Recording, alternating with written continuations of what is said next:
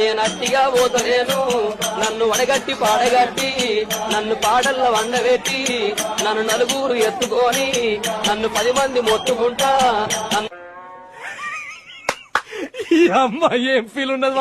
మాజీ మంత్రి అంబటి రాంబాబుని అరెస్ట్ చేశారు. రాత్రి 10:45 భారీ పోలీసు బందోబస్తు మధ్య ఆయన గుంటూరు నివాసం నుంచి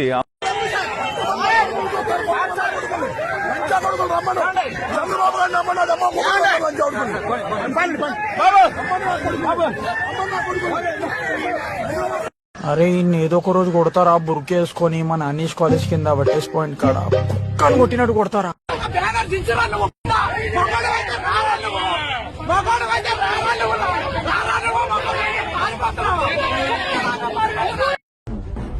ఆడు గడప దాటి అడుగు బయట పెట్టిన క్షణమే తల మొండెం వేరవ్వాలి.